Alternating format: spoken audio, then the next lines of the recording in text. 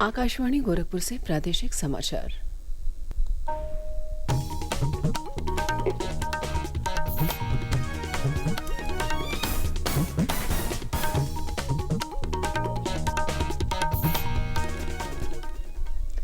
नमस्कार, समाचार बुलेटिन के साथ में शिवानी अरोरा। पहले मुख्य समाचार।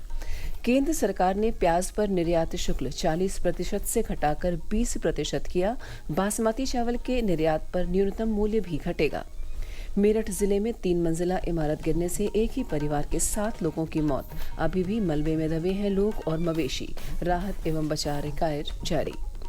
मुख्यमंत्री योगी आदित्यनाथ 2 दिवसीय दौरे पर पहुंचे गोरखपुर। 2 दिवसीय अंतर्राष्ट्रीय कॉन्फ्रेंस में कहा, नाथ पंथ को सबको जोड़ने और सम्मान देने का प्रयास किया। और प्रदेश के 11 जिलों में बाढ़ जैसे हालात। मौसम विभाग ने अगले 48 घंटों में मध्यम से तेज वर्षा का जताया है अनुमान।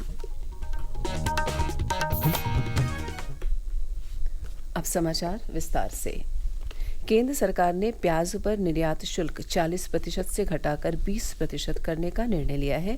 कृषि और किसान कल्याण मंत्री शिवराज सिंह चौहान ने कहा कि यह निर्णय किसानों और प्याज से संबंधित अन्य क्षेत्रों के लिए भी लाभकारी होगा। उन्होंने कहा कि इस निर्णय से प्याज उत्पादक किसानों को बेहतर मूल्य प्राप्त होगा। श्री चौहान ने कहा कि इससे प्याज का निर्यात भी बढ़ेगा। सरकार ने बासमती चावल के निर्यात को बढ़ावा देने के लिए निर्यात पर न्यूनतम मूल्य भी पूरी तरह से हटाने का फैसला किया है। वर्तमान व्यावसायिक चिंताओं और चावल की पर्याप्त घरेलू उपलब्धता का आंकलन करने के बाद यह कदम उठाया गया है। इसके अलावा सरकार ने खाद्य तेलों का आयात शुल्क भी 0 से बढ़ाकर 20% कर दिया है। प्रधानमंत्री नरेंद्र मोदी, गृह मंत्री अमित शाह और प्रदेश के मुख्यमंत्री योगी आदित्यनाथ ने इन निर्णयों को किसानों के हित में बताया है। मुख्यमंत्री योगी आदित्यनाथ ने एक सोशल मीडिया पोस्ट में कहा कि केंद्र सरकार द्वारा खाद्य तेलों के आयात शुल्क बढ़ाने, बासमती चावल से निर्यात शुल्क हटाने और प्याज के निर्यात शुल्क को घटाने के निर्णय से अन्नदाता किसान सीधे लाभान्वित होंगे।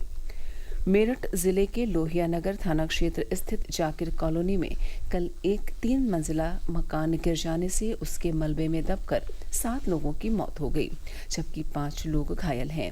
अंतिम समाचार मिलने तक मलबे में करीब 3 लोग और कुछ मवेशी दबे हुए हैं। एनडीआरएफ, एसडीआरएफ, पुलिस प्रशासन और स्थानीय लोगों की मदद से वहां राहत और बचाव कार्य जारी है। मकान में एक ही परिवार के करीब 15 लोग रहते हैं।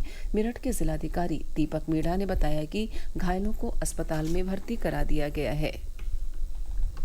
जो इनके रिलेटिव्स के द्वारा और फैमिली के द्वारा बताया गया, इसमें टोटल 15 लोग इनके द्वारा बताए गए घर में उस टाइम वो मौजूद थे।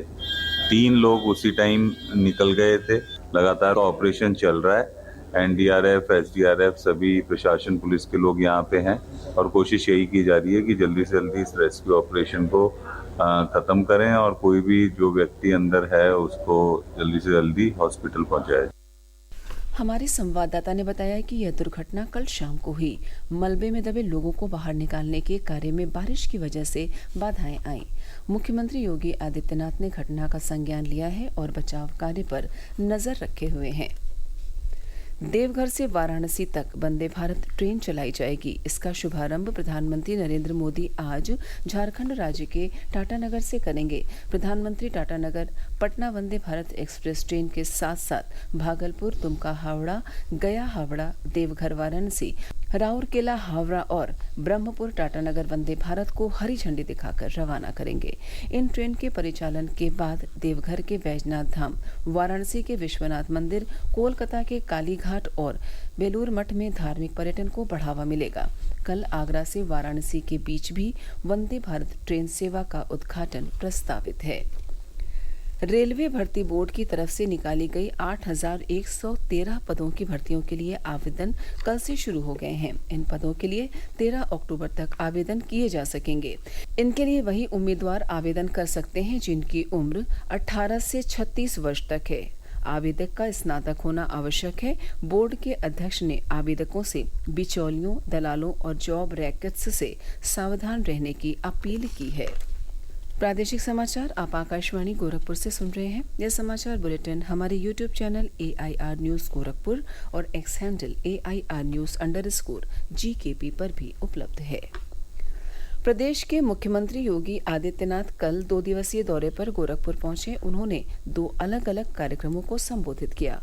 उन्होंने ब्रह्मलीन महंत दिग्विजयनाथ की 55वीं और महंत अवैधनाथ की 10वीं पुण्यतिथि के अवसर पर गोरखनाथ मंदिर में 7 दिवसीय पुण्यतिथि समारोह में हिस्सा लिया। इस मौके पर उन्होंने भागवत कथा का शुभारंभ किया और कहा कि कथा अनेक प्रसंगों के साथ पुरातन परंपरा से हमें जोड़ती है। मुख्यमंत्री ने गोरखनाथ मंदिर से निकाली गई शोभा यात्रा का नेतृत्व भी किया। इससे पहले मुख्यमंत्री ने दीनदयाल उपाध्याय गोरखपुर विश्वविद्यालय में नाथ पंथ पर आयोजित 2 दिवसीय अंतर्राष्ट्रीय कॉन्फ्रेंस को संबोधित किया। उन्होंने विश्वविद्यालय की शिक्षिका डॉक्टर पद्मजा सिंह की पुस्तक नाथ पंथ का इतिहास का लोकार्पण भी किया। कार्यक्रम को संबोधित करते हुए मुख्यमंत्री ने कहा कि नाथ पंथ की परंपरा ने जाति, मत, मजहब और भाषा का कभी अनादर नहीं किया और सबको जोड़ने और सम्मान देने का प्रयास किया। आप उत्तर भारत में भी आ पाएंगे, आपको अलग अलग राज्यों में अलग अलग चीजें देखने को मिलेंगे। आप पूर्वी भारत में चले जाएंगे तो पूर्वी भारत में भी इन सब बातों का उल्लेख त्रिपुरा में, असम में, बंगाल में, यानी अलग अलग राज्यों में आपको इस बारे में अलग अलग चीजें देखने को मिलेंगी। और उन बातों को अगर आप देखेंगे तो यह बातें हमारा ध्यान आकर्षित करती है कि एक तो पंथ का विस्तार वह बृहत्तर भारत के अंदर आपको देखने को मिलेगा। मुख्यमंत्री ब्रह्मलीन महंत दिग्विजयनाथ और महंत अवैधनाथ की पुण्यतिथि सप्ताह से जुड़े समसामयिक विषयों के सम्मेलन के शुभारंभ कार्यक्रम की अध्यक्षता भी करेंगे। राज्यसभा के उपसभापति हरिवंश नारायण इस कार्यक्रम में बतौर मुख्य अतिथि हिस्सा लेंगे। पिछले कई दिनों से हो रही बारिश और बांधों से पानी छोड़े जाने के कारण प्रदेश में गंगा, यमुना, घाघरा और शारदा नदी अलग अलग स्थानों पर खतरे के निशान से ऊपर पहुंच गई है।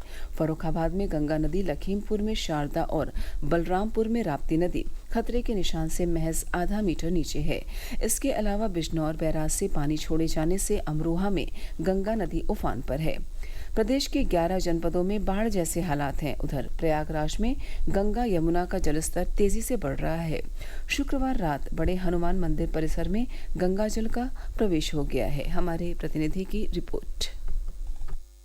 गंगा यमुना का जलस्तर बढ़ने से संगम क्षेत्र लबालब हो गया है, जिसके कारण बड़े हनुमान मंदिर कॉरिडोर और नए घाटों का कार्य रोक दिया गया है। इसके अलावा सलोरी और राजापुर सीवेज ट्रीटमेंट प्लांट से शोधित पानी की निकासी रोक दी गई है। साल दूसरी बार गंगा नदी का जल बड़े हनुमान मंदिर में प्रवेश कर गया। संगम सहित अन्य घाटों पर जलस्तर बढ़ने से देश के कोने कोने से आने वाले श्रद्धालुओं की मुश्किलें बढ़ी हैं। संगम क्षेत्र में पहुँचने वाले सभी श्रद्धालुओं को बांध पर ही स्नान करने के दिशा निर्देश दिए गए हैं। सुरक्षा के मद्देनजर गंगा के सभी घाटों पर जल पुलिस की कंपनियां तैनात कर दी गई हैं। प्रवीण मिश्र, आकाशवाणी समाचार, प्रयागराज। इस बीच मौसम विभाग ने प्रदेश में 48 घंटों के भीतर मध्यम से तेज वर्षा की संभावना जताई है। मौसम वैज्ञानिक मोहम्मद दानिश ने बताया कि गोरखपुर और बस्ती मंडल समेत आसपास के जिलों में हल्की से मध्यम वर्षा की संभावना है। प्रदेश के सभी जनपदों में कल राष्ट्रीय लोक अदालत का आयोजन किया गया। इसमें दीवानी, आपराधिक और राजस्व वादों का निस्तारण किया गया। मऊ में लोक अदालत में 44,084, जौनपुर में 37,251 और सुल्तानपुर में 44,008 मामलों का निस्तारण किया गया। और अंत में इस बुलेटिन के मुख्य समाचार एक बार फिर। केंद्र सरकार ने प्याज पर निर्यात शुल्क 40% से घटाकर 20% किया। बासमती चावल के निर्यात पर न्यूनतम मूल्य भी घटेगा। मेरठ जिले में 3 मंजिला इमारत गिरने से एक ही परिवार के 7 लोगों की मौत। अभी भी मलबे में दबे हैं लोग और मवेशी। राहत एवं बचाव कार्य जारी। मुख्यमंत्री योगी आदित्यनाथ 2 दिवसीय दौरे पर पहुंचे गोरखपुर। 2 दिवसीय अंतर्राष्ट्रीय कॉन्फ्रेंस में कहा, नाथ पंथ ने सबको जोड़ने और सम्मान देने का प्रयास किया। और प्रदेश के 11 जिलों में बाढ़ जैसे हालात। मौसम विभाग ने अगले 48 घंटों में मध्यम से तेज वर्षा का जताया है अनुमान। इसी के साथ प्रादेशिक समाचार समाप्त हुए। नमस्कार।